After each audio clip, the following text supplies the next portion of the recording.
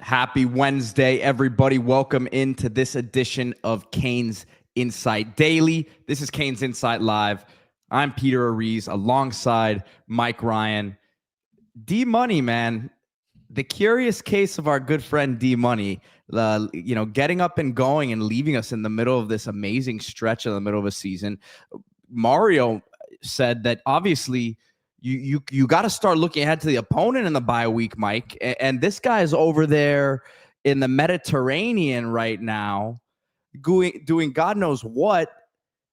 It's a little, I'm bewildered, Mike. You want to go 1-0 every week, and that includes the bye week where you want to remain locked in, stay on top of your scouting, stay on top of your film study. And I got to admit, been a little messy around Kane's Insight. I don't know how a trip to Greece just falls out of the sky. Look, I'm not without my own accountability, right? I need to be accountable. I am soaking wet right now because I went to the Kane's Insight studios. Which they were happy to see me and they were apparently readily available, but I guess I misread that situation. Now, granted, I got a text while I was in the middle of the Levitard show, and that's hard for me to do. It's hard for me to defend the Canes on the air from an asinine show 24 hours ago and also read texts as to where I'm creating content. But buck stops here. I messed that up. D-Money has messed multiple things up, including today's start time, which we were never talking 30s. It was always very even numbers. There was never the situation of being in the middle of the hour there. Well, we got a lot to get to, and I want to talk about the game. I know you guys have talked extensively. I really enjoyed post-game Pete and all that, but interesting narrative, and I think my day job is probably most guilty. Now, there is a notion, which I think is a ridiculous one, that perhaps Miami isn't that good because Notre Dame's not very good. I mean, they've lost twice. And Florida, we know they're not very good. And USF, apparently, Peter, people aren't listening to your post games and they're allowing the narrative to shift because of how badly they were beaten by Miami, that they've just lumped them into the pile of not good. Win over South Carolina State, by the way. We can't leave that out of their resume. Yeah, that game was tight. And then let's just say that third quarter got away from South Carolina State. But all right, I talked about this some on Levitard show, so I'm like, all right, let's dissect this. We're not counting Bethune, even though Bethune put more yards on Miami than Florida did. Notre Dame, USF, who got beat so badly they got sent to others receiving votes, and Florida. Miami represents 60% of their losses. So I guess Miami should not win these games, so you could think that the opponents are good. I don't understand what we're doing. If USF came in a Hard Rock Stadium and either hung tight with Miami to the very end or beat Miami, people would be arguing for USF being a top 10 team in the nation. If they beat Miami, they'd probably receive number one votes. That's what Dave Portnoy was saying, that they should be the number one team in the nation. Also, and I let it happen right in front of me, people think that because that was a 6-point game with 6 minutes left in the third quarter, that the game was close late.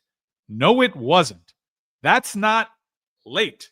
That's midway through the third quarter. That's not late. Miami and it wasn't close early, by the way. Let's throw that in there. No, Miami, it shouldn't have been a 13-0 lead. I guess at the half, Miami could have done more, I guess. But that was a Florida team playing for its season in a rivalry game in terrible conditions that mitigated the offensive air power of Miami.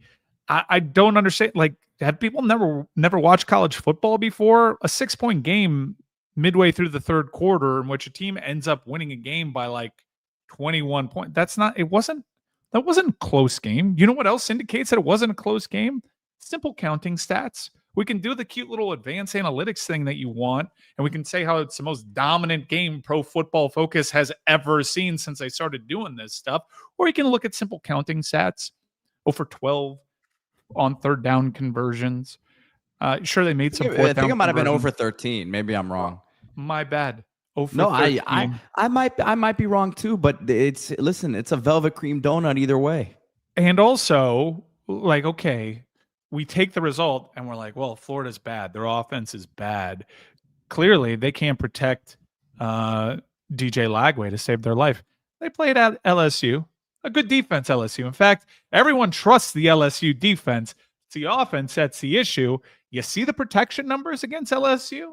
That offensive line held up. In fact, 4 out of the 5 interceptions that DJ Lagway threw against LSU were within a clean pocket. Good protection. It was just DJ Lagway screwing it up.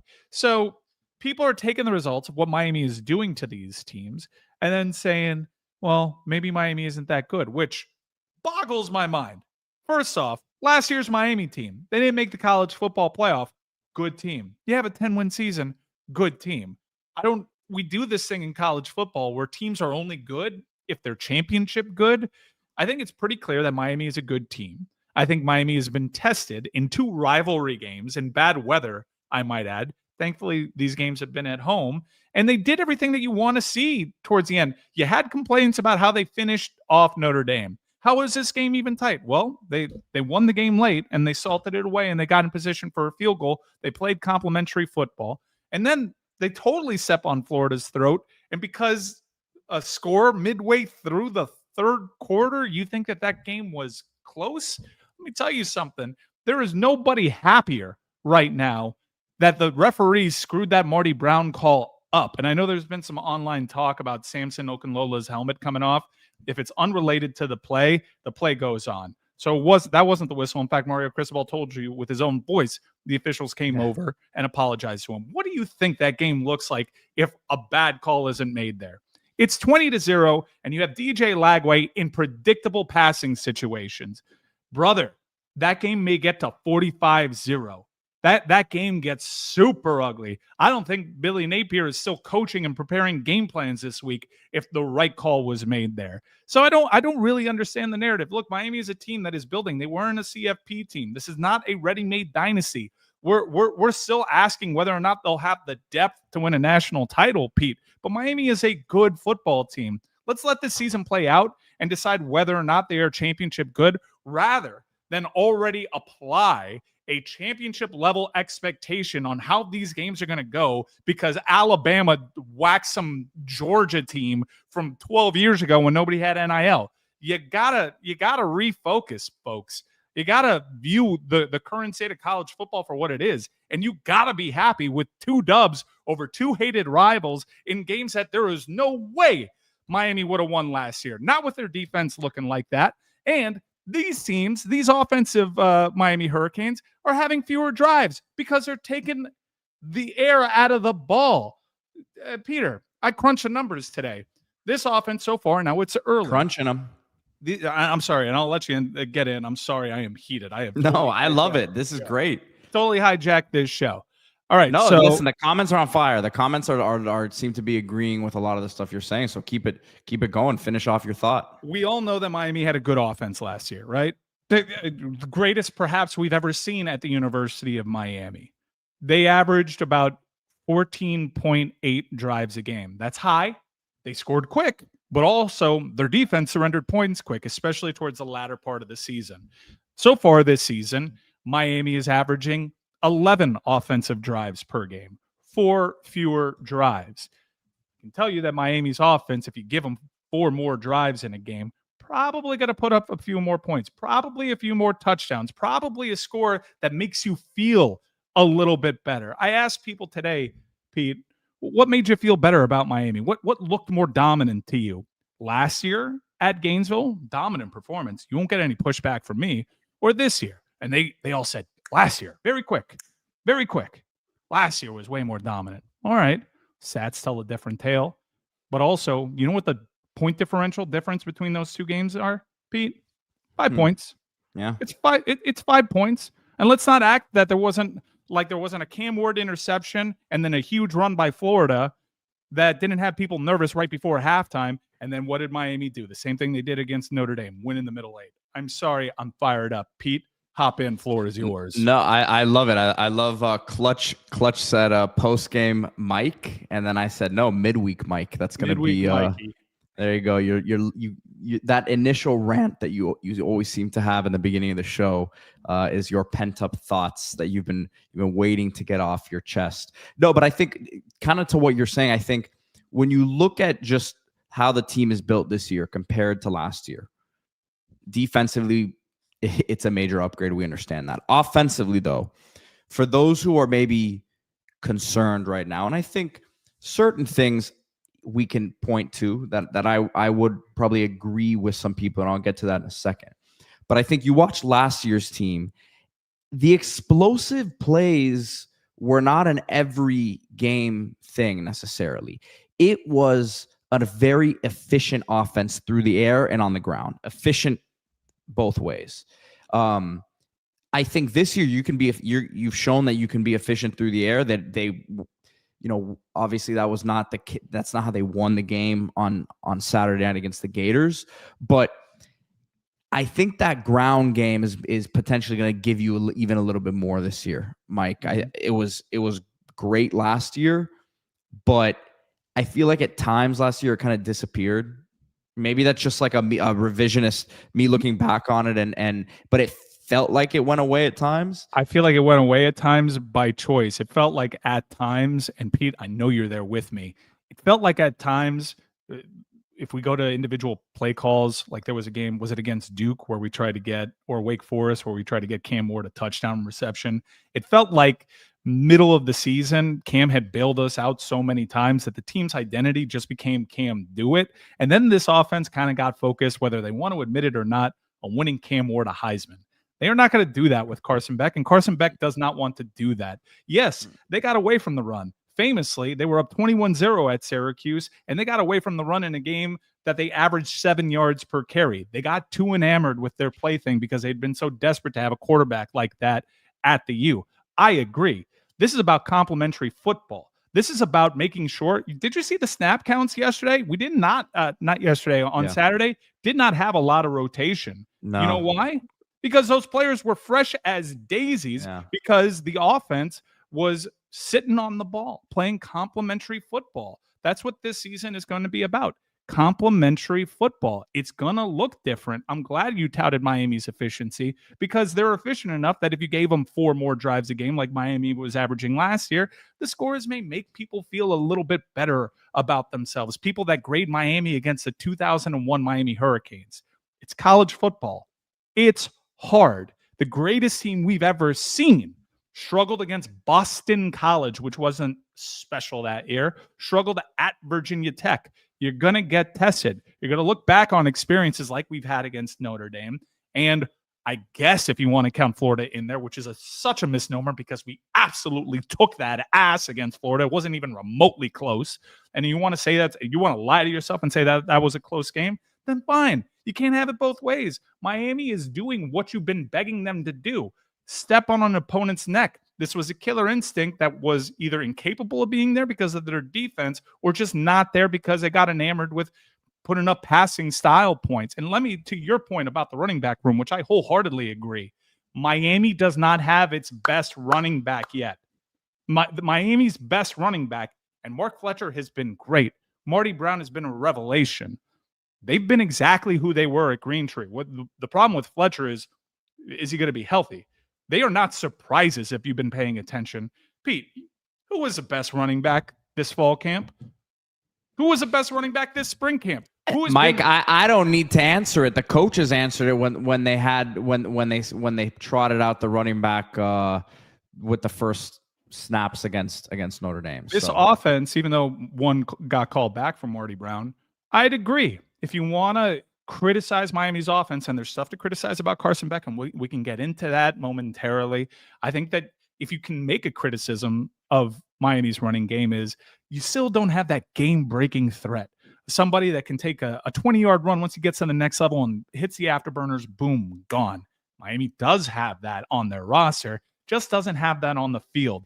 A lot of people are going to be slack-jawed when Jordan Lyle actually gets some snaps and starts housing some of these remedial outside-looking runs and actually showing you his game-breaking opportunity. So I'm happy. I know Miami has we're 2-0 against our rivals. We're undefeated on the season, and everybody that watches the games understands what's happening in those trenches, And I'm sitting back with a perma smile on my face, Pete, because I know Miami can get a hell of a lot better this season. They have receivers that need to come online. They do not have separation from their wide receivers. They need to get that in the likes of JoJo Trader and Josh Moore. They'll have time to get online, and hopefully someone will step up. Someone in that wide receiver room will step up. And I know they're missing their best running back in Jordan Lyle. So Miami can get a hell of a lot better. And that should scare folks. And that should also be a word of caution to those uninitiated that are making their snap judgments based off of, well, it got a little nervy there. Shut up. Watch this season play out. We got a good football team that can get better. Are we championship good? Hell, I don't know. Feels like that right now, but I'm worried about the depth. If we have an injury to Bain or Mesidor, I'm sure that's a horse of a different color, right? Those are big, scary names to invoke injury concerns about. Miami does not have the depth. There isn't a Bain behind a Bain like there was in 2001. Let's watch this thing together. It's year 4 of a recruiting-based head coach that has done everything he has told you he was going to do. Let's hope we get healthy, that we stay healthy, and we can get better game over game.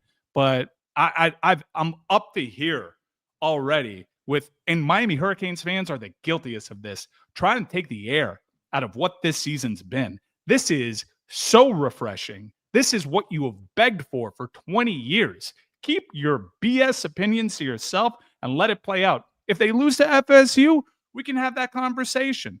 But a lot of level-headed folks had Miami with a loss at this point in the season. A lot of level-headed folks. A lot of our friends, Pete, I went to a happy hour. Not a one had them undefeated. This is what our boy Muhammad, who appreciate his donation here, and you are voicing his point right here. Thank you, Muhammad. So. I'm sorry. I'm just fired up. I'm like a fire hose of Miami Hurricanes takes. Let me calm down and let's talk about Carson Beck, the quarterback, who had his worst game as a Miami Hurricane, no doubt. I do want to apply the context, and this is something that people take for granted because I guess the weather was worse on Saturday before game time, and rain to Miami folks is different than rain to other folks. Miami folks are the people that are missing this one note more than anybody. The weather on Saturday was crap. Miami has played 2 really soggy games, and I'm not even including the game against USF that was actually delayed for the weather. I'm talking about Notre Dame and Florida. Carson Beck, if he can have a knock against the man, is that he turns the ball over. Well, in those 2 games that were tight in rivalry games with bad weather out there, Carson Beck has had 1 turnover. He has had 1 turnover, and it was a great play made by Cormani McClain, which maybe didn't earn the respect of the Miami locker room, but he earned my respect. I thought they locked Miami's wide receivers down, which is probably another reason why we saw a subpar performance from Carson Beck. Pete, what are your concerns from that performance? Is there anything that can carry over? I know D-Money came out on here on Sunday and started the whole hashtag less zip narrative that is still out there. What is your take on the Carson Beck conversation? I think being realistic, I think it's something to monitor, right, Mike? Like, let's not say it was the same exact guy we saw. Let's also keep in mind the factors of the rain, this is going to be probably the most, and we talked about this on Monday, D and I, this is going to be the most athletic and physically gifted secondary Miami sees. But when I reference things that are of a concern to me offensively, right? Beck, I'm not really worried about that. I gotta say I'm not. If we stack a couple of if we have another performance against FSU where it obviously just doesn't look the same, then I think you can start to have a little bit of a conversation. We can have a dialogue, as Charles Barkley would say. But I think it's more so the lack of which. To look at what we saw last year, we didn't see this much last year either, but hitting these deep balls, really, not just deep balls, but explosives. Do they have the guys in the arsenal? And we talked about it at the running back room, but at wide receiver, Keelan Marion, I think, is a guy that can be that. He could have hit one against Notre Dame.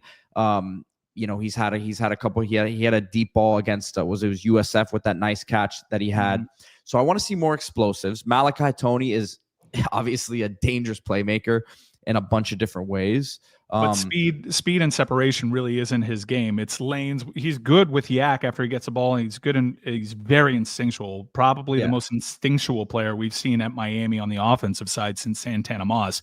But that's where the comparisons to Santana end. He is not the kind of speedster that Santana was. Yeah, and then I think between that and you need to get some consistency from the tight end room.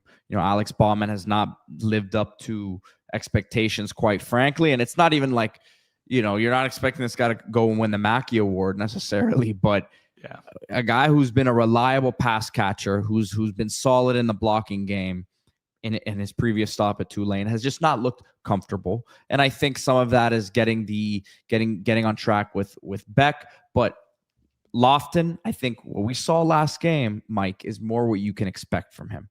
Right, you get him the ball out in the flat. You saw that nice reception he made on third down for Miami. Huge play in that game. Get him the ball in space though, and let him run with it. Right, maybe get him involved in the screen game. We have to. I think calm expectation. I always say this because there's a lot of questions about him, and hey, this guy could be the next Arroyo, and it's not. They're not the same player. They're not the same body type. Arroyo is a 6'4", 250 plus guy who's a 4.5 speed, low 4.6 guy. So he's moving a little bit different. Lofty expectations for Lofton. Lofton is bulky, shorter, can make a guy miss or run you over in a phone booth, right? So he has the short area quicks and also has the ability to run you over, but vertically, I don't see this guy necessarily being a consistent threat in, up the seam, so to speak. Mm-hmm. That's where I think you would like to get a Bauman more comfortable. You would like to see if a Luka Gilbert can get more in the mix. So I think you need more consistency from that position. And then looking for someone who can be that game changer down the field is a JoJo Trader. I think and I just want to address this, Mike, and I'll hand it back over to you because we're getting a lot of comments about JoJo Trader and Jordan Lyle in specific, both of those guys, because both of them were cleared. Mario said they were cleared. They were both dressed out, going through everything. I think it's both of them similar but different situations, right? Jordan Lyle was, as we said, the starter for game 1 against Florida. Banged up. And I think it's similar because for both of them, this is a very, very long season. It's a 16-game season potentially, right? Maybe 15 to 17-game season. Who knows? If you make the run you want to make, you want guys as healthy as they could possibly be. Number one. So with Lyle, I think it's more that you didn't need him. Why? You were running Fletcher and Marty the other day, and there was no reason at that point. It didn't seem like, because they were just so consistent in the run game. And a lot of that was what was happening up front too. But JoJo Trader, we saw him get some snaps against Notre Dame, but he was not the starter necessarily for that one. So I think he has some work to do. Mario said it himself. He said JoJo needs to practice harder. He didn't use that same wording with JoJo with Jordan Lyle. No. So JoJo's got to work himself in the mix here. It's a big bye week for him, and then a big week here leading into FSU. Hopefully, if he does what he's supposed to do this week, gets the same sort of role he had against Notre Dame. I don't know what his official snap count was, but you throw him that deep ball. You see him blocking a little bit, but he was out there. I want to say it was like, maybe off the top of my head, maybe like 15 snaps or something. Nothing crazy, but enough to say, hey, we got a good sample size, but we got there. Mm-hmm. So he's got to, I think, work himself into it, but he could be something that helps unlock what I'm talking about in terms of that player down the field that can get you a 15, 20, 30 yard play down the field pretty consistently. If I'm JoJo Trader, and look, I think part of the concerns, there's a lot of quiet things being whispered about. JoJo Trader isn't on the field for a couple of reasons. He was hurt in fall camp, takes time to work himself back in there. And also the game just hasn't been put all together yet for JoJo Trader. And I see that game against Florida, and I see guys, look, CJ Daniels is a ball winner. He's had injuries in his career. He's never going to be a separation guy. I saw a joked about in the group chat that maybe Carson should have thrown that ball over the middle, maybe 2 feet higher, and then maybe CJ would have came down with it, because Carson kind of needed that catch there at that moment. But it's unfortunate. You can only get so mad at CJ Daniels, who's made big time game changing plays with his limitations. Again, not a separation guy. Malachi Tony can probably get separation with his route running and his instincts, but in terms of speed, not that guy. If I'm JoJo Trader, I watch that game and I see, man, my quarterback struggled to get the ball downfield because the wide receivers got locked up. I was at that game. There weren't a lot of downfield options for him. Now, you can criticize Carson Beck for not taking some of the available checkdowns. It would help if tight ends, such as the ones that you laid out before, were looking for the ball. That would be great. That was a play that cost Miami points, with Bauman completely turned around, not looking for the football, blocking God knows who downfield. That is at least 7 yards right there. And we know that the football sounds a wee bit different coming off the foot of Carter Davis. And that was special kicker. And that's a huge play, because you make that a 3-score football game instead of the 2-score football game at halftime. And it feels totally different. But if I'm JoJo Trader, I see that performance from our wide receivers, and I realize there is a path for me to get on this field. There is something that I can do, and I'm encouraged by how often my quarterback is looking downfield. If I'm JoJo, this is the moment for me to lock in, because there is snaps there for me. Let's talk about Carson Beck looking downfield and not taking the checkdowns. We had, entering the USF game after playing Notre Dame and Bethune, Carson Beck took 8 deep shots in total. And then after USF, he had taken 16 deep shots. So he matched his season total in deep shots just in that USF game. So he's getting more comfortable stretching the field. And I think, again, he got enamored with that. We know Carson Beck likes to stretch the field. We know from his time at Georgia, he's looking for big plays. I think he went big play hunting in bad conditions. He had some available checkdowns that he didn't take. Some he did. Sometimes receivers weren't looking. Hell, Marty Brown, applause to you. That one-handed grab, that was a huge play in that game, because if we didn't get that conversion, that play right then and there, game could have gotten a little hairy. You don't want a rivalry game going into the fourth quarter any kind of close, because at that point, anything can happen. But I will say the weather's been bad for Carson, and a lot of people wrote off his Heisman chances after that game. Boy, you guys don't know how college football works. One good performance again, and Carson Beck is right back in that conversation and probably overtakes Ruben Bain because of the nature of the position he plays. If Miami is where we hope they are, now they're through the tougher non-conference part of their schedule, and they probably have, the toughest game remaining, conventionally speaking, is FSU. Let's give Miami a loss the rest of the way. That means Miami's in the mix for a CFP bye. Miami's in the mix for title contention. That means Carson Beck has taken them to that place. And I defy you to keep Carson Beck out of that room. Carson Beck's going to have to do what he did against Florida 3 more times to be written off. Carson Beck is a good player. We've seen it in practice. I think there's a combination of things there. Went up against a good defense that totally locked down our receivers, did not provide separation. He's played in bad conditions. I think he's going to be okay.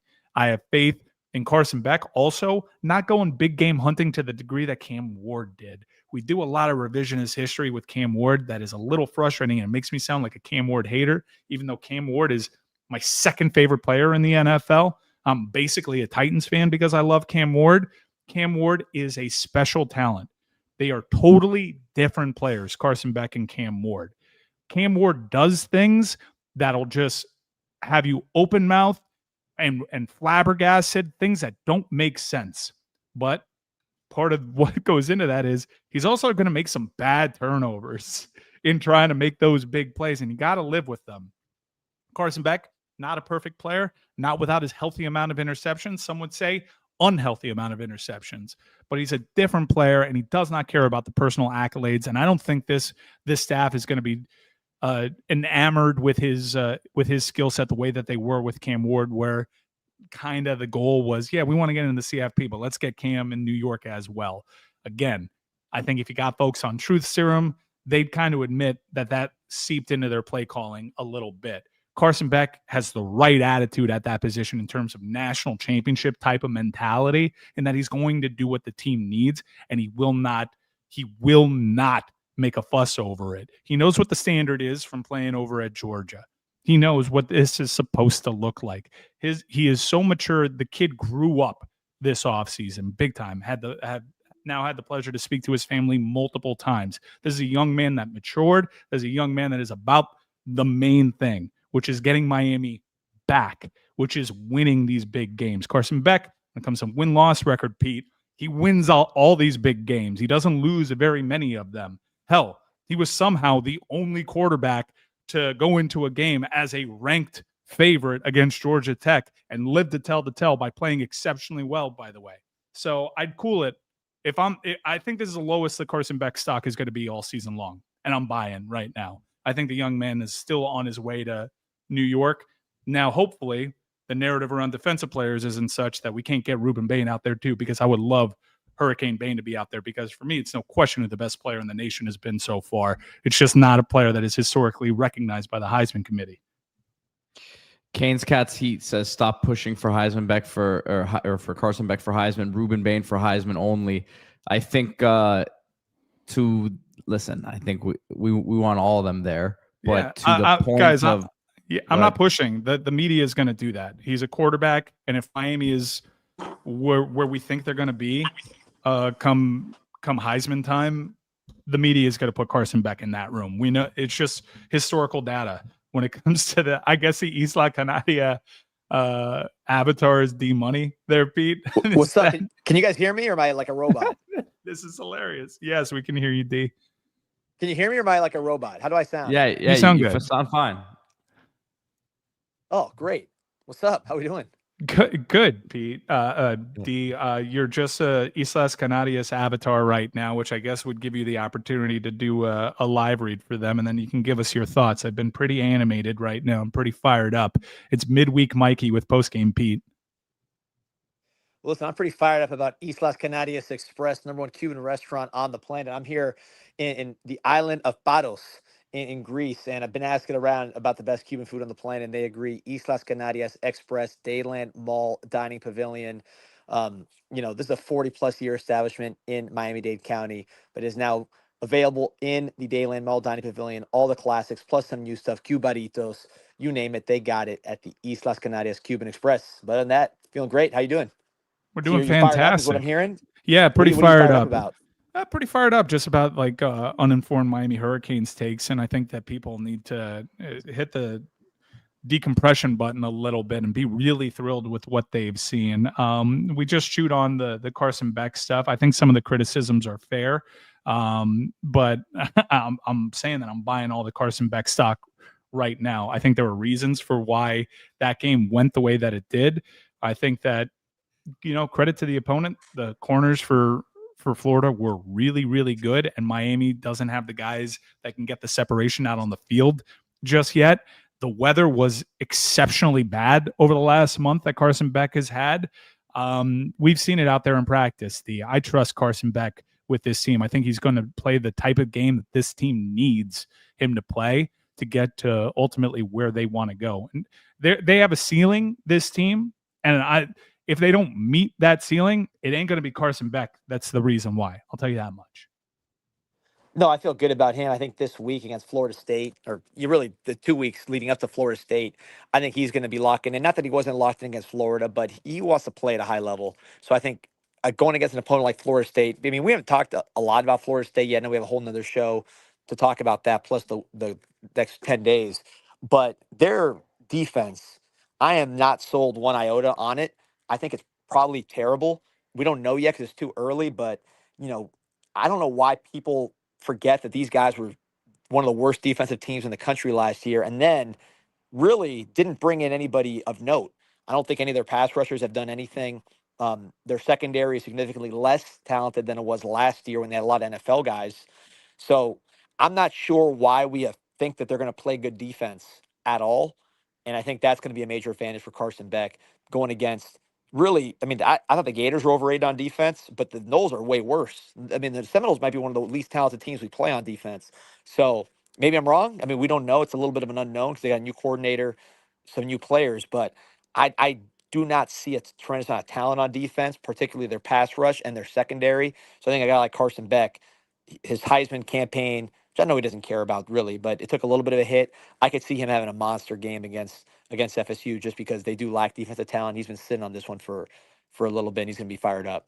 If I'm an NFL GM, I actually watch what Carson Beck has done on the totality of the month, and I'm encouraged by how good he has navigated the bad weather. Bad weather is a thing that pops up in the NFL. Tom Brady's the greatest bad weather quarterback we've ever seen.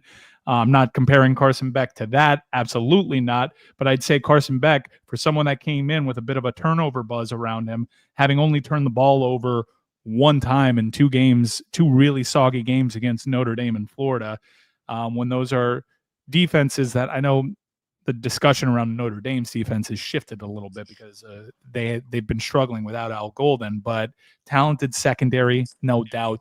Talented secondary for Florida, no doubt. And he's played clean games. He's not turned the ball over.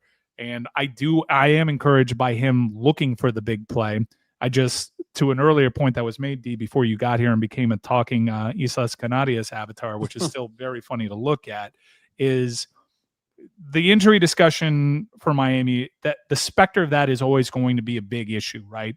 We mentioned there isn't a Ruben Bain backing up a Ruben Bain. This isn't 0-1 where if Clinton Portis goes out, Willis McGahee goes in. We don't have that just yet. But 1 through 22, we're pretty solid. And I think lost in all of this is Miami.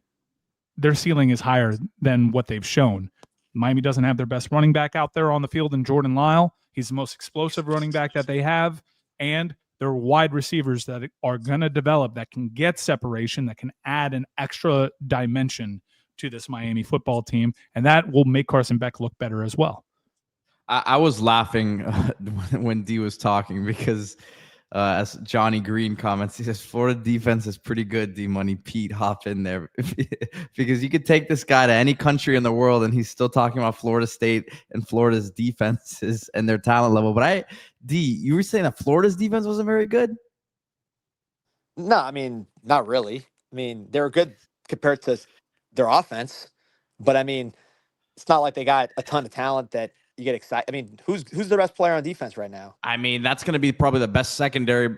Them and Notre Dame are the two best secondaries Miami's going to face this year, from a talent perspective. Tariq Sapp right? should have been wearing red stripes and one of those hats with the red ball on top. Because could you find him around Markel Bell? Well, whatever they did, whatever they did, limited Miami to 26 points. Yeah. So I think was Brian Norcross their defensive coordinator? Because I think the torrential downpour limited us to that amount of points. I don't know of anything they did. I mean, D-Money, sometimes there are fluky. Credit. Yeah, I would give them credit. Sometimes there are fluky performances. Because they did the same thing to your boy Nussmeier, by the way. They did. That's a good defense, dude. It looked violent down there. Miami's offensive line, yeah, they got pushed and they shoved piles, no doubt. Florida was down 3 impact defensive linemen and still fought admirably on that defensive side of the ball. Trust me, I do not want to give credit to the Gators. That defense absolutely fought like their season was on the line. They met the moment, no doubt. They might quit the rest of the year, so like they could suck the rest of the year. But like that's they were physical up front on their D line. 100%. I mean, not necessarily on their D line against us, but like they were physical as a whole. I'm not gonna let my eyes lie to me. We got D dropped off. He dropped off. I'm not gonna let my eyes lie to me. He got so disgusted. Disgusted. I saw 2 rivalry games with inspired opponents that Notre Dame is a different discussion because Notre Dame was a bit more confusing as to why does this look like that. And I'm again throwing out the gambit that say if I'm too entertained that Miami, quote unquote, struggled a little bit with Florida, which I don't believe. I think they absolutely waxed them. And I think it's a bad faith argument just because people want to invoke the fact that it was a 1-score game with Florida ball midway through the 3rd quarter. It's a bit of a BS statement to have that coat your analysis. But they played inspired football. They played really well defensively, and they had a chicken bleep mentality on offense. That was the game plan because they did not trust DJ Lagway, who went from 5 interceptions to 0, in part because they wanted that ball out quick, and also in part because that ball had to come out quick because of the pressure, the unprecedented in the PFF era pressure that Miami was getting at. But every game is its own thing, and I'm right there with you, Pete. People are going to look back on that Florida performance and say, well, they struggled with Florida, and here Florida is with 4 wins on the season, and they're not bowl eligible. But if you were there, that was a Waterloo game for Florida. Their effort matched the moment. There isn't this huge talent disparity between the teams, even though it played out differently than that. I mean, you guys are obsessed with recruiting rankings. You've seen the classes. The difference isn't recruiting. The difference is technique. The difference is off-season regimen. It's portal. But it isn't the talent that's on the field largely. There isn't much difference between Miami, Notre Dame, and Florida when it comes to talent, and yet one team looked like they physically manhandled the other teams a hell of a lot more. Dude. I think Miami's trench talent is better. Pete and Mike, without a doubt. Is there one? Tell me one player on U.S. defense that would start on Miami's defense. A single player. Our boy who was hurt, Caleb Banks. Yeah. Our boy who was hurt. Yeah, our boy was hurt, exactly. Hey, but look, that I've been on. I've been on Banks since last year. Would he not start? We were talking about Banks being hurt. We were talking about Banks being hurt entering last year's game against Miami. Banks is a good player, man. He looks the part. We're always talking about being hurt. We're talking about some character stuff or one thing or the other. He probably would have kicked out by now. So the answer is he didn't play. So none of those guys on that defense would have started on our defense. Has nothing to do with it. Hold on. So it's not the talent then. Where was he? He must have been hiding in the same place as Tyreek Sapp because I didn't see him on Saturday. Nor did I see him. Nor did I see him last. Did he play in last year's game? I don't remember him in that one. Let's say D-Money. Let's say. Very talented. Leave it at that. It's like the Goodfellas. It's like Joe Pesci when the girlfriend says that she finds Nat King Cole attractive. He's very talented. Leave it at that. He's very talented. So D though, who's gonna get drafted higher, him or one of Miami's interior defensive linemen? Drafted? I don't know. He'll get picked high. He didn't play. He didn't play in the game. He did not play in the game. D-Money, let's say Billy Napier gets fired, and then you have that. We can assume that's coming at some point. And you have the portal period of 30 days for Florida Gators. I think that Miami's going to be interested in a handful of those players. And I think if you have LJ McCray in an offseason program for Miami, knowing exactly how highly this Miami staff thought of LJ McCray in their recruiting pursuit of the young man, I think he'd have a pretty good shot of getting snap counts on this Miami defense. So the two guys we're talking about either did not play in the game, both of them did not play in the game. One of them has not played at all. Mm-hmm. And these are the two guys we're talking about. So the guys that we saw on Saturday, not bad either. He's not bad. He'd be like our fourth. He'd be our third or fourth guy. So again, that's what I'm saying. And that's the defense. The offense put up less yards than Bethune. So I think we could stop the charade that these guys had talent. I was worried about this game just because college football, we lose to bad teams all the time. But now that the story's been told, I mean, these guys have sucked the whole time. Notre Dame, I never talked. Notre Dame will kill these guys. Notre Dame would beat FSU by 10 if they played on Saturday. Like, these teams are down. Mario has buried these teams in recruiting, and I think we're starting to see that. We've got to finish the job next week. But I expect there to be a significant talent discrepancy between Miami and Florida State, just like there was between Miami and Florida, just like there was between Miami and USF. Those three other schools probably closer gap together than what Miami is with the others. What do you think about Denson as a nickel? Garbage. The guy sucks. Denton. First of all, Denton was getting pancaked by Valakai Tony. Denson. Keontae Scott. It's not even comparison. Denson was getting pancaked all day. I'll take Cormani. I'm not saying he starts, but I'll take Cormani. Cormani was impressive. He was. Carmani, man. Look what we're talking about here. Good job, Carmani. So what? I think good. He didn't make a nice play? Take his social media. I'll take his social media manager. He didn't make a nice play? I'll take his social media manager. Whoever wrote that tweet about about NS Cooper, that very sportsman-like tweet. Did you see that tweet, Mike? Yeah, I actually have thoughts on that tweet. Look, And then he did community service yesterday, which it was yeah. I mean, he might be getting it. Look, I think he burned his bridges here in Miami when you consider how he handled that. But good for the young man. It does seem like he matured this week. He was a good player on that field on Saturday. He made a massive play for his team that happened at a spot on the field where his team needed that kind of turnover. It was an individual effort.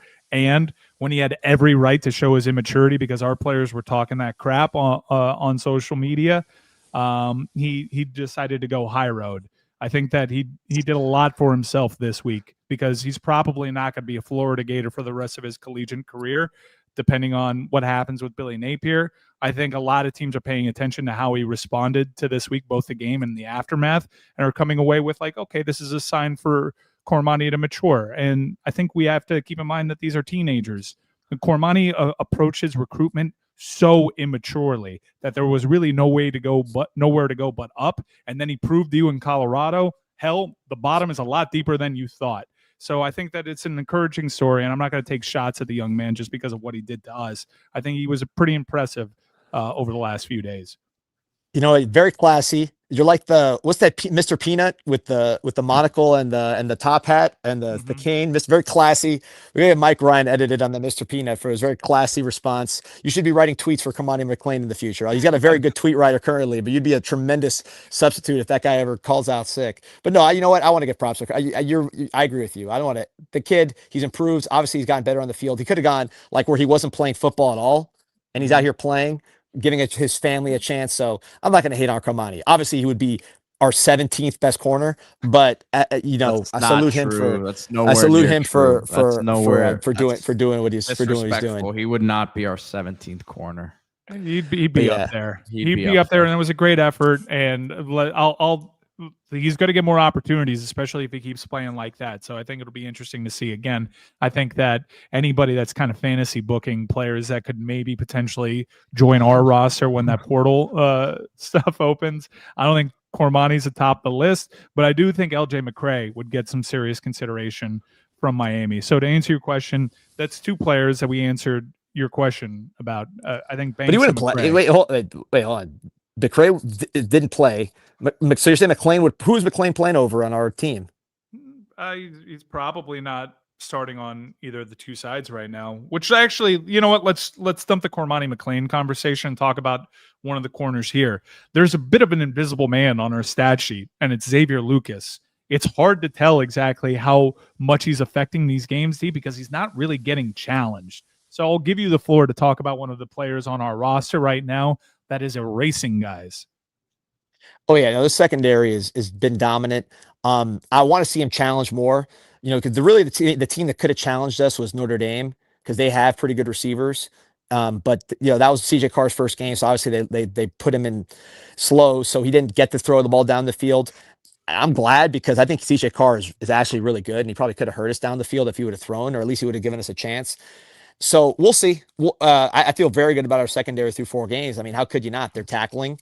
They're not allowing anything. I mean, you had the one long catch on Frederic, which was a perfect throw from Brown. I don't think it was really that bad coverage.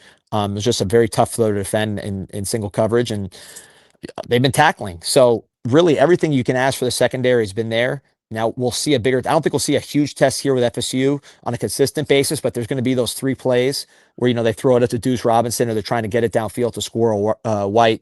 They're going to try to go to the perimeter on some of these runs. So these guys are going to have to get off blocks. This will be a bigger test for the secondary, not so much like throughout the game, but in the 1 or 2 or 3, 4 spots where they really need to prevent big plays. We'll see what they can do. But no, I mean, I think Lucas has been outstanding, NFL type player. I was thinking about this today as I looked at the Aegean Sea. Our secondary in 2026 is going to be nasty. I mean, it is nasty now, but we bring pretty much everybody back. We only lose Jacoby Thomas, which will be a tough loss. But Bobby Pruitt's coming up in a similar kind of style, and you have Fitzgerald and Dylan Day. So that's secondary for 2026 could be the best in the country if it's not this year. Pete, I'm curious your thoughts on Xavier Lucas. If you're just following on TV, which you don't go to the games, like I can lock in on Xavier Lucas and I can watch what he's doing. But if you're just watching on TV, you'd be hard pressed to know if Xavier Lucas is even on this team because that's how much he's erasing his side of the field right now. Yeah, it's fantastic. I mean, this is kind of what for what we have hyped him up to be. This is kind of what you would have expected almost, right? And it's funny because we get comments about OJ Frederick getting beat because he's gotten beat one-on-one a couple times this year, Malachi Fields, and then against USF also. But like in both plays, in both instances, he was like in position, didn't make the play on the ball. But it goes to show you that how good X has been because OJ's been fantastic as well over on the other side. Damari Brown's been great when he's been there, had a big game against Notre Dame. But it just shows you the scrutiny that position is under. And to your point, for the fact that in 4 games here, now to one of the comments earlier about the passing defense not really being tested, I think it's a double-edged sword. You had CJ Carr who was playing in his first game, so they didn't really start throwing the ball downfield until the end of the game there. You had Byron Brown, who's not a guy who throws the ball downfield necessarily. Not his thing. He tested them though. He's capable. Like he for a guy that can't throw a lick, like a couple times a game, he'll like pull a throw out that you're like, who is this guy? Yep. And he tested Miami down the field better than any of the quarterbacks that Miami has faced so far this year. And then obviously Miami's pass defense is we got D back OrchidMan logo now. We're just I'll tell you what's getting tested is your landscape and your lawn in these tropical conditions. It's windy, there's thunderstorms, so you want to make sure you're dealing with South Florida's top landscape artisans, whether you're in Palm Beach, Broward, Dade County, the Keys. OrchidMan, that is ORCHID man.com. Check him out. He is the absolute, or OrchidMan Florida, .com, the absolute best in the business. Tree stump grinding, all the dirty work. He does all that, plus all the pretty work with the plants. That is OrchidMan. I'll do the little method man, ORCHID man, Florida.com. It's hilarious. If you want to keep dropping off and coming back as a new sponsor, as your avatar, as a bit, that is very effective. Yeah, Pete. I had something queued up here I wanted to get your opinion on, as we've actually probably talked more football here for the first hour of the show than we ever have. No doubt. So you've beaten allegations. Maybe it's D Money who it's never him. Mike comes in ready to rock. He does all this BS all week. It's me that's unloading. Off track a bit. But I'm not sure if you saw this. You probably did, because you're a junkie for this stuff. But these new strategy jerseys that Miami's going to be wearing leaked from Adidas for Military Appreciation Day. So I don't think they're actually wearing them. That's my take on this. Every year, really? Every year that, because I heard that they were, but you can usually have better insight to the jersey stuff than I do. Every year, Miami comes out with a new jersey that is basically for retail. A hot seller was like this throwback uniform that had number 45 on it last year that you'll still see in the stands. And that was a real hot seller, and it looked like $1 million. A lot of people bought it. It was never intended to wear on the field. I think that if you go over a bunch of the programs, but I don't doubt your sourcing on this. That'll be pretty interesting to see. I'll cross-reference with mine. I don't know if these will actually see the field. I'd be really surprised. Look, it's been I've come around on Adidas. I want us to re-up with Adidas. I know we feel like a Nike school, but what Adidas has done for us on the NIL front and how involved that they've gotten and how much of a priority Miami seems to be to them has got me in their camp. But I will say, they haven't been great this year. There's been a lot of, put it to you this way, there were a lot of rumors swirling about what kind of uniform Miami would wear against Florida. There was that tease student section wear white. There was growing buzz that Miami was going to don a stormtrooper look at home against Florida. And then I ran it by my sources. I'm like, historically, this is a green top game because you're going up against a team with orange in their color scheme contrast. And a lot of the shipments with Adidas have been delayed. Like Miami doesn't even have their full complement of looks yet because Adidas did something different with their jerseys. There's tweaks going back and forth. I don't know if they'll see the field here. And let me address something else. There have been exciting screenshots of jerseys that the Miami Hurricanes have been wearing at practice, including one that looks like the 2001 design. That's for next year. That's for next year. So I reported that. Yeah. That would they're testing that one for next year. But there was questions about whether they'd wear that one this year, like from fans. But yeah, as you're saying, that's not for this year. Miami does this year over year. They test out potential looks for the following season and sometimes beyond for Adidas to give feedback to their partners on what works, what doesn't. Miami is very thorough here. And to Mario Cristobal, to his credit, is also very thorough when it comes to these uniforms because he doesn't want the players making excuses like, oh, I don't like this fit. And in the game fit, it's different than the practice fit. Oftentimes they'll practice in the type of jersey material leading up to the game so they can get used to that stuff. Miami has a weird policy when it comes to uniform, very conservative, last year being the lone outlier because Mario Cristobal outsourced uniform decisions to Cam Ward, to the leadership council that was essentially Cam Ward. So that's why Miami had a lot more unique looks in their uniform set last year compared to this year. But one of the reasons why Miami's been a little bit more limited has been because not everything was in on time. I'd be really surprised if they wore that camo. I trust your reporting on this. Honestly, it honestly wasn't even like a super great source. Someone sent it to me and who is in the know and said, hey, they're doing this with other schools that are going to wear them. And I think Adidas is churning that design out for a lot of schools that are going to wear them, and maybe Miami decides not to. I don't know the reasoning behind that. My source is more on the Adidas side, which leads me to my next thing that I was going to show. I haven't confirmed that they're going to do this line for Miami yet, what they did for A&M, but this is what I want to see. As soccer guys, Mike, this obviously hits a different chord for us as that's the gorgeous. Adidas tray. What is it? Tray foil they call it. Mm-hmm. That's gorgeous. Yeah, that looks. I mean, could you imagine a Cane set with this stuff? That would be awesome. Yeah, that looks outstanding. I think I want to get the Texas A&M one just because it looks so good. Gig 'em. That still works for our Texas A&M side chat. I want to see more of this from Adidas. Is what I want to see. Yeah, Miami also isn't really going to push the envelope there. Miami has a classic look. The head coach, again, plays it kind of conservative when it comes to Miami's look. I think Adidas would be down for however wacky Miami wanted to be. Miami doesn't necessarily want to be that wacky. We know Mario Cristobal one year punted entirely on the black uniform set. Now, Carson Beck has been quoted, Pete, saying that he wants to wear black uniforms. He said that on the record. I have no proof that the black uniforms are even in. I know that they've been teased in a social video, but I don't know what they look like. And I don't know for which game they have those things planned. But I was hoping for Miami Centennial season, they'd do something special on the uniform front, harken back to their history. That's why I, like many in our comments section, got excited about that 2001 look.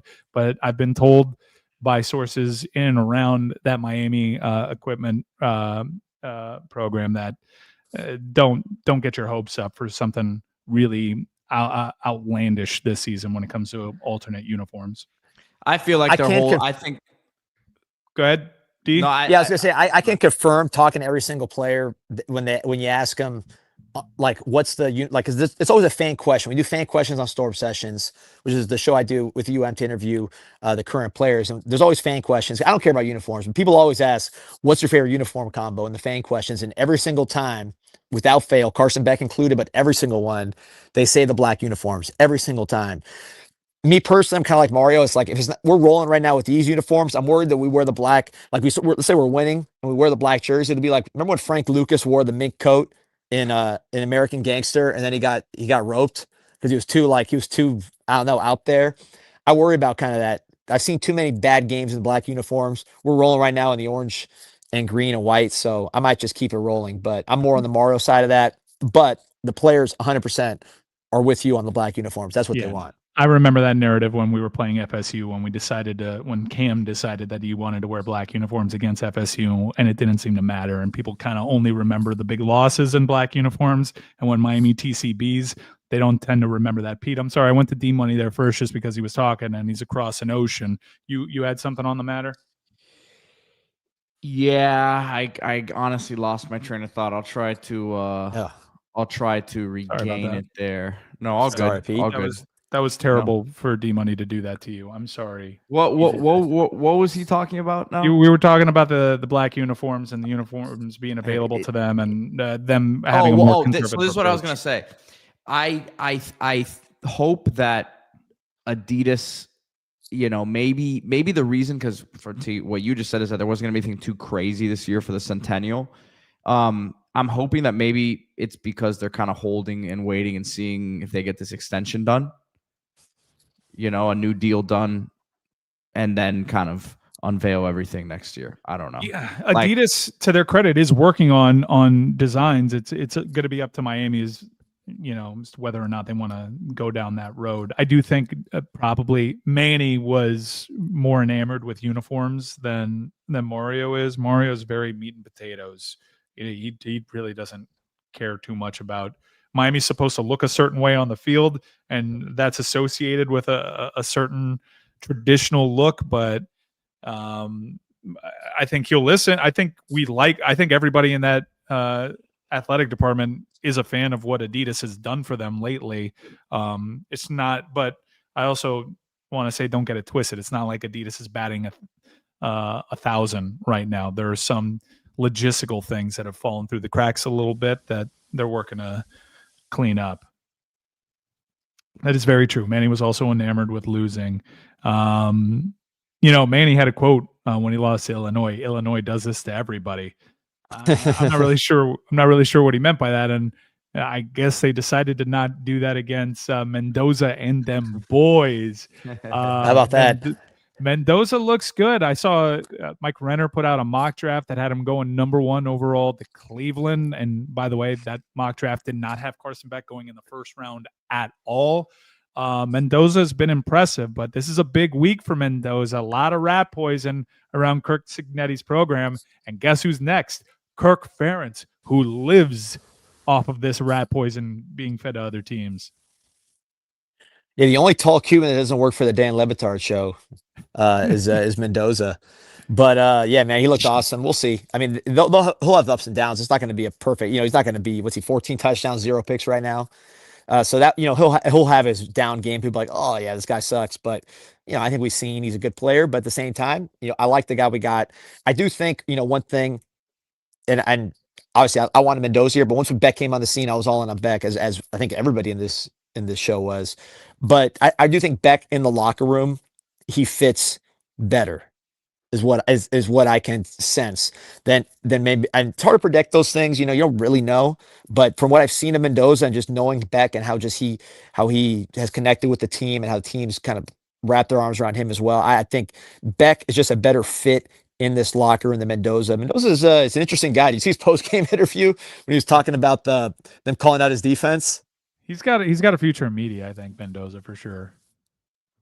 He could be. He reminds me of Kirk Cousins. He's like a Kirk Cousins kind of guy. I think Kirk Cousins will be awesome when he decides. I think he'd be really good as a color analyst. I'd like to get because look, he's not going to be like a studio guy that's going to give you really strong opinions, but he's smart about the game and he sounds good when he's talking about the game. I think Mendoza is going to be good at that. I have to bring this comment up because I really don't think Johnny meant this. I think he meant to say Matt Ryan, but he says Mendoza. Although I like him, seems like a dork. He definitely. I don't think he's taking that shot at you. I'm just giving you. He's been taking quite a few shots at me today. There's no way. He's not getting a lot of sleep. He's not getting a lot of sleep with Baby Lagoon. To which I was gonna say, Matt Ryan. I would take a Matt Ryan all day long as a quarterback on my team. See, look, I clarified for you, and he clarified it for himself in the comments. Oh wow! No. Then I didn't. And I apologize for bringing that up. Then that's why I gave the especially spicy of a prick today because I guess he's not getting sleep because of his kids. I wish you well there, but perhaps ease up on the comment section a little bit, man. You have a newborn. Johnny. Let's talk a little bit about the about the games that we like this weekend. This has become a good segment. I was trying to actually go there, and I guess I'll start up with my picks, especially since I don't know if D Money can see the graphic, but Indiana Iowa is one of my games that I'm taking this week. Well, no, that's last week's graphic there, Pete. Oh, whoops. No worries. Is it? Yeah, because Notre Dame was minus over 20 there. So I have Indiana. No, that's the. Oh, sorry. Whoops. Yeah, I have Indiana against Iowa. I'm taking Iowa. This game's at Iowa.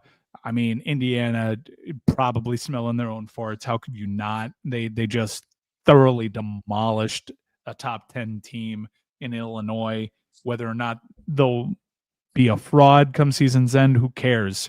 Like, nobody thought Indiana was capable of that. And now they're going to play a game in which Iowa's going to drag that tempo into the mud. And I kind of like what I've seen from their offense a little bit more. I thought that performance against Rutgers on the road was encouraging in a funky Friday night spot. More on funky Friday night spots in a moment. But I think that's just too many points. 7.5. That's a mighty big hook against a Kirk Ferentz Iowa team. I'm going to take Iowa there as a classic, like, tip the scales back the other way. You're not nearly as good as what you think after that performance against Indiana. D Money, I'm curious your thoughts on this game because of the Mendoza arc. By the way, you're on fire with your picks. I don't know the exact record right now, but you're doing very well. Look at this. You got your neighbor from box 17 right here, Coyote. Oh, there it is. Good. Canes football brings us together. Is it better to be a higher or lower? Like, what's the, like, in terms of like social status? Is it better to be higher in the box or lower in the box? I like to be a little bit higher so I could see the field a little bit better. I used to get the first year that I was a Golden Cane, I was a little closer and I got frustrated with my inability to see the whole field. So I asked for one a little bit higher. Also, they got like different TV setups per box. I'm not really sure why that is. But we see the game, like, we high five. We got it. We got it going on over there. No complaints. Thank you for putting the graphic up there. I have Iowa plus 7.5. I don't know if you have any thoughts on this. If Mendoza is the kind of guy that can avoid the rat poison there, I just think it's as simple as too many points in a conference game against Iowa. No, it's a good pick. Indiana's not going to go undefeated, right? So they're gonna slip up, and they got some tougher games than this coming up. So Indiana is on a high right now. I do think they're going to have their game. It could be this game. Gronowski is an interesting one. I thought he'd be doing better than he is, quite frankly. I know me and Pete watched him in the offseason during the portal, the transfer they got from South Dakota State at Iowa. I thought he'd be more effective in that offense. We'll see how it goes over the course of the year.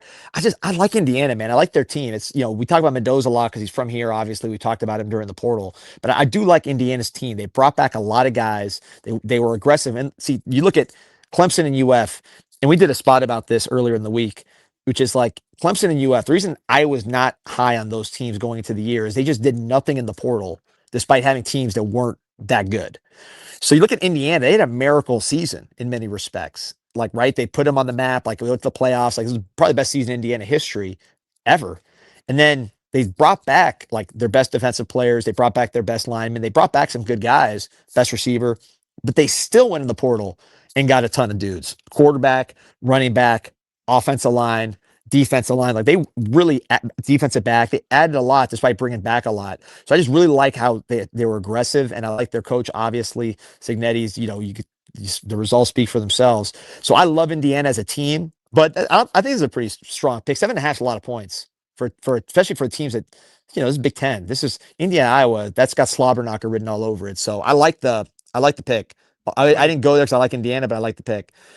Despite me getting pissy, I'm sorry. I got two other games. Despite me being pissy at Johnny Lagoon, I would concede that I'm talking a little bit more today. But trust me, that's the nature of the setup and looking at an OrchidMan avatar as opposed to quickly, let me go through my other two, and I'll save the Virginia game for last. But because I got thoughts there. TCU plus 2.5 against Arizona State. I think this line is set to get 50-50 action. Arizona State coming into this game as the reigning Big 12 champion, impressive in the CFP, looked good. However, I think TCU is a really good football team. I've been really impressed by watching them so far.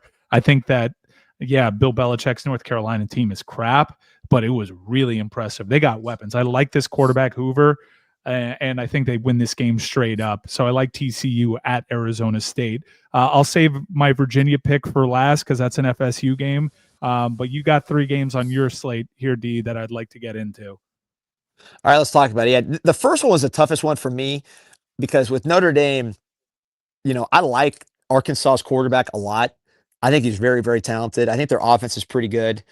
So it's at Arkansas. So there are a lot of people picking Arkansas. I think the spread has gone down from when it first 3.5 opened. now. Yeah, you gave yourself a bad line there.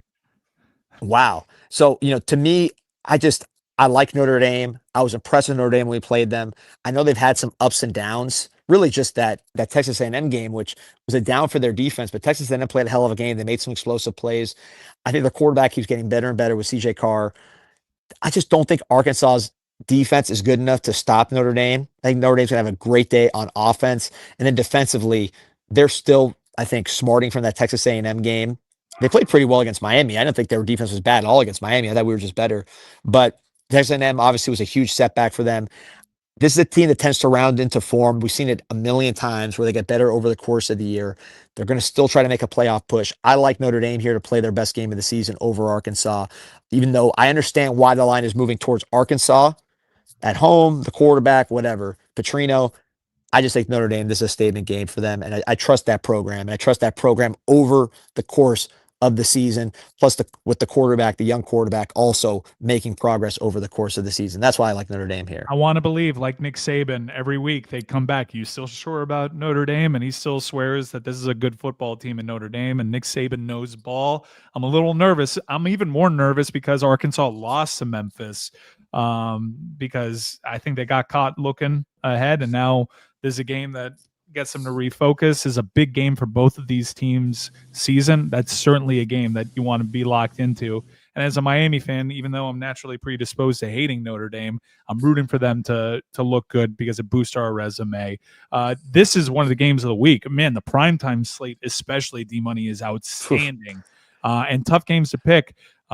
James Franklin, historically, doesn't perform well in these top 10 matchups. He's got the home field advantage against Oregon, traveling cross country, playing somebody really for the first time, now that we know that Oklahoma State is crap. So what do you make of this Oregon? We'll be back Penn State soon, game? Mike. Go Pokes. I mean, I had a very bad quarter. Sergio, I think earlier was saying that I never was held accountable for thinking that UF would score 28 points or whatever I put in the prediction. So I thought DJ Lagway would have that career on the line type of performance, and he was just as bad as the week before. So I was dead wrong on that. So maybe my quarterback prognostication skills are not hot right now. But I really think this game here, Oregon against Penn State, my prediction, I think this is going to be the Dante Moore game, where he really announces himself as a national name. I think he's more talented than Drew Aller. I think he's better than Drew Aller. The only thing that really worries me in this game is that Penn State's front's always good. Even with all the guys they lost, they're always very dangerous up front. Durant, Dennis Sutton, they got very athletic guys, and they get after it. So I do worry somewhat about the Oregon offensive line against Penn State's defensive line. But I really like Oregon's team this year. I think they're pretty balanced. I think they're explosive. I like Dante Moore a lot. And I think Penn State, I don't know. I don't know. I have to see it to believe it. I'm not with Drew Aller. I'm not a believer in him. Maybe I'm wrong, but I like this. To me, is a battle of quarterbacks, and I like Dante Moore over Drew Aller in this game. I love that take. I agree. I think Dante Moore is going to be in New York for the Heisman ceremony, and I think it's going to be riding a game like this. And while, yeah, I'd concede I'd be worried about their offensive line there too a little bit, that just allows for Dante Moore to make some more big-time plays that are noticeable to the eye. I think Dante Moore is a really good player, and I was a big fan of what Oregon decided to do, bringing him the same year that they brought in Dylan Gabriel, having him be in that offense, having him learn at the knee of Dylan Gabriel, played a lot of football. It seems to have worked out well. I don't know how many quarterbacks are going to be down for that QB and waiting kind of plan, but Oregon knew they had their man. They didn't entertain anybody in the transfer portal this year, and it seems to be working out well for them. I guess we'll find out how well after this Penn State game, which is a huge game. And lastly, you have LSU in a game that's always interesting whenever Lane Kiffin, by the way, this Lane Kiffin documentary on ESPN airing tonight, I'm going to be locked into that because I find him really interesting. Whit Weeks is dating Lane Kiffin's daughter. Lane Kiffin is telling people to take the over on social media. This is a toss-up game, as the line would indicate, but you like LSU in this game. Why? Weird stuff going on with Ole Miss's quarterbacks. That's a good problem because, the kid from Ferris State, Trinidad Chambliss, who me and Pete actually made a video on when he transferred. So we watched his Ferris State highlights, did a whole video on him, and we liked him. So I see the Trinidad vision, but they lost a ton. People don't realize that Ole Miss was probably the most talented team in the country last year because they didn't make the playoffs. Everybody focuses on us missing the playoffs, which I get. Obviously, it's a Miami podcast, but Ole Miss probably had worse of a choke job than we did, considering what they had on both sides of the ball. Their defense last year was nasty. The guys they had went pro and were phenomenal players. A lot of those guys making plays right now on Sunday. So, you look at Ole Miss, what they lost. I haven't seen enough from them yet to really think that they've replaced those guys. They're going to, Kiffin's a good play call. They're going to call plays well. This guy, Chambliss, is playing well. He's kind of the Cinderella of the week. But those stories end. And I think LSU, with the way they come after our boy Blake Baker, the blitzes this guy's going to see, they're going to have some empty possessions. And then on the defensive side of the ball, LSU's been looking for that kind of get-right game where the offense really clicks. I think Ole Miss's defense will probably be the weakest that they've played between Clemson and Gators. They played well against LSU with their limited talent. So I think this is going to be a tough game for Ole Miss. I don't see it with Ole Miss right now, knowing what they lost last year. I don't think those guys have been replaced. So that's why I like LSU here. I do think that they made the right call at quarterback. I think both of us would concede, even though the starter was, I don't know how real that was. Social media kind of linked them a little bit to Miami too, but I think they've got the right guy playing under center. And I guess he's the mystery element in this game. He seems to be a bit of a gamer. I'm a little confused as to what to make of LSU. Having played Florida and seeing that transitive property only makes me a little bit more confused, especially when you consider what has happened to Clemson since those two teams played.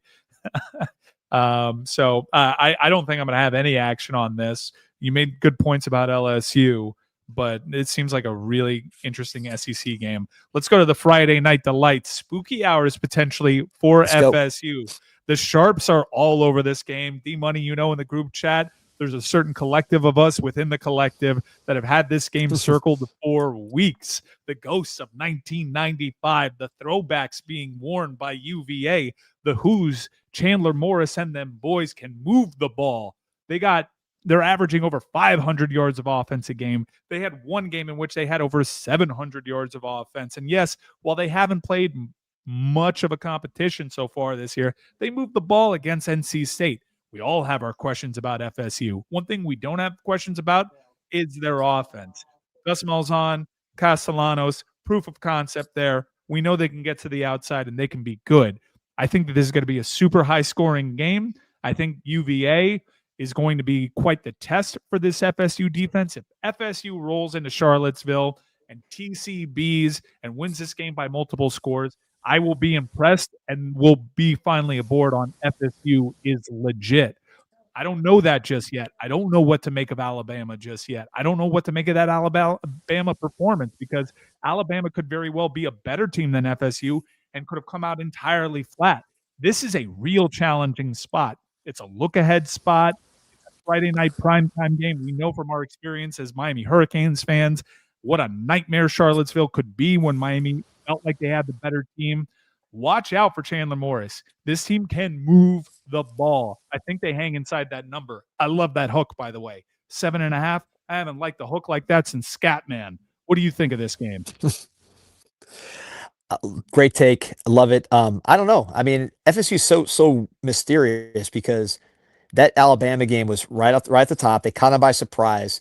They're like this Micah Danzy guy, who I think is extremely talented. The track star they've been giving carries to and throwing bombs to. They're just kind of a new team, and I guess I just have to see. Let me say it this way: we're gonna know a lot more about FSU after this game. From a Miami standpoint, I want them to win in a big picture because it's going to make that. From a Miami standpoint, I just want them to lose every game and suffer it to the maximum amount possible. Now, feeling like they're good for a second, then losing to Miami by 50 points might make them suffer more. So that's it's kind of like falling from a higher floor. You know what I mean? In the building. So you got to take that into account as well when you're evaluating their potential suffering. But yeah, the game, I'll be honest with you, I really don't know. I really don't know. I do think Chandler Morris is a good fit at UVA. Talk about experience. This guy's, how old is this guy? He's like 24. He's one of these old quarterbacks are really, I think the story of college football right now is just how much experience matters in portal guys. I mean, look at the Heisman odds that just came out, which is going to change a lot, but pretty much everybody on that list is a portal quarterback. I mean, up and down. So this is another one of those guys who's been around.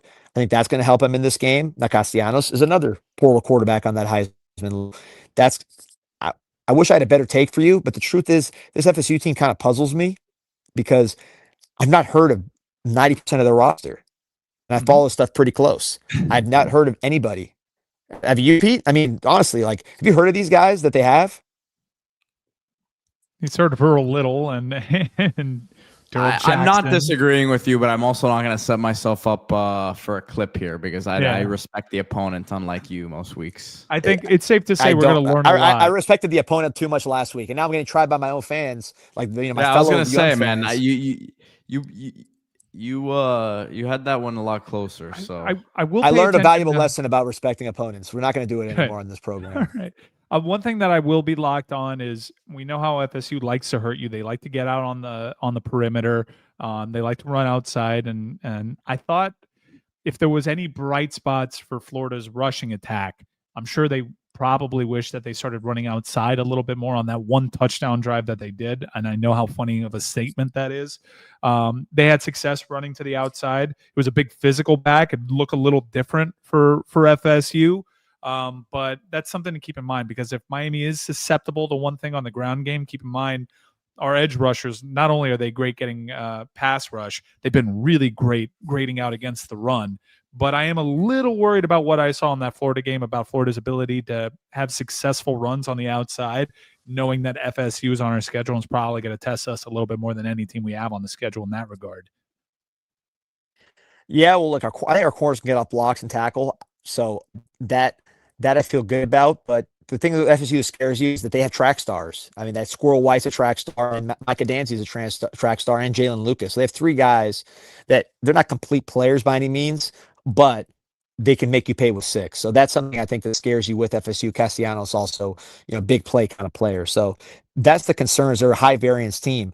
Now, for your point of your pick, which I like the pick, FSU is going to have some horrible games this year. I mean, they're going to have some games where they play terribly and lose to teams they shouldn't lose to. They're that kind of team. What are you laughing about? You disagree? It's just the matter of factness. Let's see. I mean, how long have you watching Castellanos? Yeah, we know the second or third best Cuban quarterback in the country. This guy, how long have you been watching this guy? He'll throw stinkers out all the time. Their offensive line are all pretty much Jags their whole career. The running backs are new, so we'll see what they can do. So, I mean, I think, look, we saw them on a good day. They beat Alabama, so obviously they have a good high point to them when they're rolling and when they're making big plays with these very fast receivers. But I suspect there's going to be days where that's not working and they have to throw, and they cannot throw the ball consistently. We know that. You know that. We've seen Castellanos for a long time.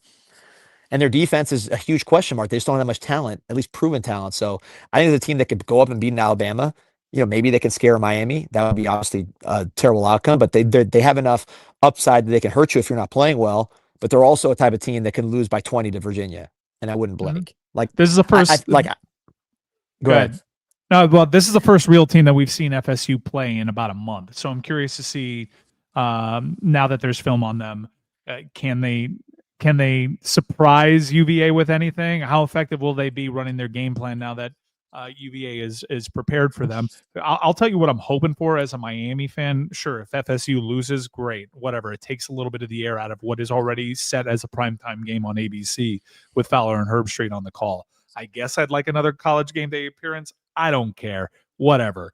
But I think that a good scenario is FSU gets tested, FSU squeaks one out in Charlottesville. You have all that hype and hoopla there, but in the course of the game flow, there are a lot of things that FSU does that I don't think will fly against Miami and Miami's personnel. So I'm kind of looking at this game to see if any bad habits get cemented with FSU.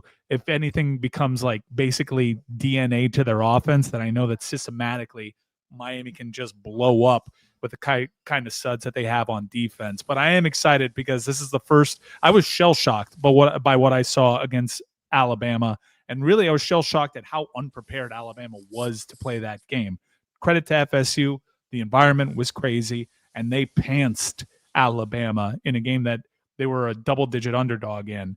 But I think I'll learn a lot from this game, and I'm really curious to watch these two teams play. Let's change gears now to Wrestler of the Week, as D-Money is in Greece. There's a time zone. I'm sure his family wants. Yeah, I gotta hop off here in a couple minutes for something, but sweet. Here we go. I'm going with the Proto Star, Kyle Fletcher, AEW in town next week. Man, that snuck up on me. Kyle Fletcher is a great story about how AEW can make new stars. This guy was a tag wrestler just a year and a half ago.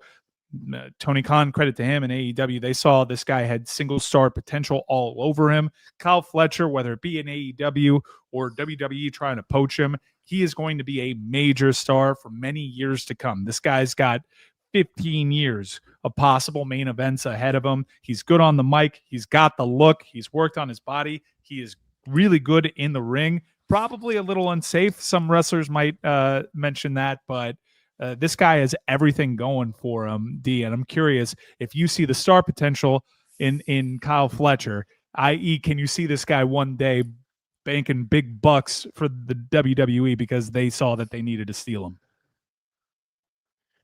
I'll tell you this, I'm buzzing about Hard Rock on Wednesday, going out to that event. I'm buzzing about BUZZN, the hottest drink in Miami right now, in stores. Big Daddy's Liquors, you know where to find. You can also order a case, drink BUZZN, BUZZN.com. Some of my boy Brad Tejeda, text me a picture of him with a nice case of BUZZN, which he ordered on drink BUZZN.com. Brad at the game. So 7. Was he there? I'm sure he was buzzing. 7.5 milligrams of THC. I don't have the website in front of me, so I can't remember all the lines, but no hang, or all the hang, no hangover. It's pretty nice. Yeah. Pretty nice. And yeah, I got to hang out with our friend. I got to hang out with our friends at a tailgate that made some international news because the Florida Panthers crashed it. But BUZZN was out there. OrchidMan was out there. It got.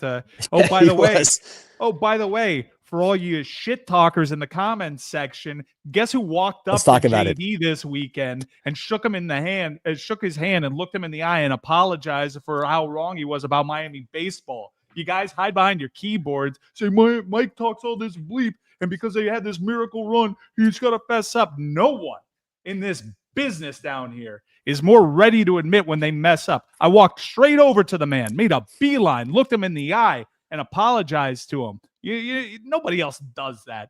You cowards over here calling me out. The friggin' man when it you can't wait to admit. You can't wait to admit that when you're wrong. You put an Outlook calendar invite to admit. I got to admit I'm wrong today. Cannot wait. All right. So your thoughts on Kyle Fletcher? I want to see more. I mean, honestly, I've seen highlights. I haven't actually sat and watched like a full match, which is like going to favor his style, right? Because his highlights are great. Now, to me, let's see. We'll see the Hard Rock. Last time I saw AEW was at the Panthers arena, and it was not quite electrifying as it was in the Night Center. Night Center, I saw them right after COVID, and it was a hot show. They worked the crowd to perfection. Alistair Black came in. I forgot what was his name. Malachi Tony. What was his Malachi name? He was Malachi Tony. Whatever his name he used. But so they were hot at that point. Then I saw him again. Fletcher wasn't there, but the crowd was a little dead. So I'm curious to see how we can work the crowd here. Hard Rock, I think it's going to be a cool venue. I got to judge. I got to judge a 15, 20-minute match with a crowd that maybe is, needs to be worked a little bit. That's when I'm going to know what Kyle Fletcher's all about. But I'm excited to see him. His highlights are sick. I mean, the guy's super athletic. Cool prospect, and he's put up really good matches. Coming fresh off of a main event appearance at the most recent AEW pay-per-view. Who's your wrestler of the week? Do you have one? Yeah, I didn't have one because I wasn't sure I was going to be able to connect here. It's been dicey. Mm-hmm. I was at a like this pre-party thing for the wedding. Shout out to Melissa and Timmy getting married here in Paros. awesome event. Shout out to Tim Enriquez for putting it together. He asked me, he goes, make sure you tell everybody how great this whole setup is. And I'm like, I got you, Uncle Tim. The setup is outstanding. We're out here enjoying the GNC. They got me a baby blue suit for the groomsmen. So I've been tanning furiously trying to make sure I can pull out the baby blue. I had to buy it. So my wife's skeptical it can work in like real life. But I hope to make it work because it's an expensive suit. And if it only works for one day, maybe the preseason podcast, you'll see me in baby blue suit if I can find the right fit. So I was at that party. So I wasn't sure I was going to make it. So I didn't want to pick the wrestler of the week. All right. So you don't have a wrestler of the week. I've been watching some Harley race this week. We can he's always a good choice for wrestler of the week. It's amazing. You see him. Go ahead. If anyone has a tattoo on that part of the forearm, don't count me into it. But like just a standalone tattoo on their forearm, that's like sailor stuff. Like stay away from that. Yeah, Harley 100%. Race is a dangerous man. Dangerous man, Harley Race. It's like having a battleship tattooed on your chest. And one of the more entertaining dark sides of the ring. You did not want to cross Harley Race. All right, I'll go to the song of the week. Sounds like you petered out there. All right, I'm a little bit of a new wave streak here. I'm gonna go Silent Circles, Touch in the Night. Now, this was a song. I'm a child of the '80s, and I thought I had a pretty good idea of all the new wave songs. I gotta say, I missed this one, and I heard it a few months ago. Mike, hold on, stop. This song came out in 1985, the year of your birth. Yeah. Was this child of the 80s? Like you were out there going to like the cafeteria talking about the new songs on tape. Like you were a baby. This song is, you're a child of the 90s. This child of the 80s stuff is a gimmick. Fine. Well, I was born in the 80s, but all is to say, look at this guy's hair. I should have been all over this. Have you heard this song? This song's awesome. This song's great. I chose that picture because I want to have that hairstyle one day. This song is going to make it into the jukebox rotation. This is Touch Tunes at Las Rosas written all over it. I had no idea what this song had in it. I was like, let me favorite this. I felt so ashamed that I had not known this. Now, they look like an amalgamation of all the 80s bands, and the song is an amalgamation of all the 80s sonic cliches that you can think of, but that doesn't mean it doesn't work and that they didn't do it well. I dug it. So here's a lesser-known new wave song to put on your radar, Touch in the Night by Silent Circle. I've worn that haircut before. So we had a band in high school, Belen Jesuits. We were playing the Belen Jesuit talent show 2003, and we did an 80s medley. So I was the only one that had enough hair, to pull off this haircut. So I did that exact hair, not for this song, because Flock of Seagulls has the same haircut. Yeah, it's called the Flock of Seagulls. So I put this haircut on. We played the show. It was a great show. My wife at that time, she was my girlfriend. She couldn't make it. She was on a college trip, so she missed it. We got a standing ovation. I've been telling her legends about it ever since. She would respect me a lot more if she was at this show because it was a 2-minute standing ovation for the 80s medley. But I had this haircut, and needless to say, we won the talent show, Belen Jesuit 2003. I'd like to see that picture. Do you have a photo of it? I'm about to find it. Yeah, I think I probably do. But yeah, we played this one. We played Simple Minds. Don't You Forget About Me. We played that one. Everybody's Working on the Weekend. We played Whitesnake, which was outstanding. So that was actually our first song, was Whitesnake. Honey Catane on the car. Here I Go Again on My Own. And no one knows the verse to that song. So that was our first song. So we're out here playing this song. Everybody's like, what the hell is this? What is going on? But then once we got to the hook, it was over. So that was like the perfect opener for the 80s medley. And then in between all the medley songs, we did the Our House refrain. So that was like the connective tissue of the medley, was the Our House in the middle of our street. Unbelievable performance. Imagine being another band in that talent show. It was probably daunting to see that, but we won that one. Well, D-Money, you found a way to be funny despite not being on camera. The advertising jokes were really on point today. I guess you don't have a song of the week either, but I appreciate you regaling us a tale of high school glory instead. Yeah, well, I was asking him that we took a boat here, and I was asking the guy for some like Greek traditional music. He gave me a whole playlist, but I didn't have time to get the songs ready. But there was some good Greek stuff out here. They play it. There's an instrument called the flauta, which they use in the traditional music, the flauta. So they had some good songs with the flauta. So this is going to be a that might Greek next wedding, week. right? I got to just, but Be, I got you to gotta, lab. you gotta get in the lab and learn the Bendozali, the Didladad. You gotta, if you need any tips here, you know, I'm a veteran of these Greek weddings. I can give you all the tips that you need. And they're all drunk. They won't. I've dropped your feet. wife's name out here. I've dropped your Yeah. wife's last name out here. Like, I'm familiar with this very prominent Greek family in Miami. Do you guys know these people? They're like, no, not yet. You're not in But are you one in of the these- and islands? then You gotta yeah, go to I'm in the Kefalonia. Greek island of what's that?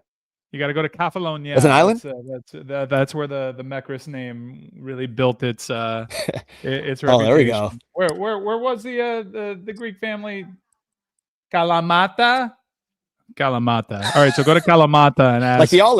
Like the olives. Yeah. All right. All right, They had their own guys. This was a olives. great show. Sorry, Pete. Do you no, have a wrestler of the week? No, I have to get off. I have to get off. It's So, basketball season, Pete. You're on that beat, right? I know. That's what I have to go do right now. The thing that I was supposed to get off early last week got pushed to this week. So I have to do a preview for Canes basketball with another media entity. All right. So, well, Kalamata, I guess that's where the Kalamatiano comes from, which is another Greek dance that you have to bone up on there, D-Money. I'll give you all the tips. Thank you guys for watching us this week. Hopefully hit that back like in and studio. subscribe. Hit that like and subscribe. Next week, maybe we got to do a fall brawl or something to really get the people going for FSU week. I like that. Good idea. Yeah, good idea. I like that. I wanted to do it last year, like but FSU was so garbage that I couldn't actually get excited for that game. Maybe we do a little fall brawl. We'll talk about that some more, but enjoy the rest of your Greek trip. Pete, thank you for producing as always. We'll see you from the studio next week. Till then, go Canes.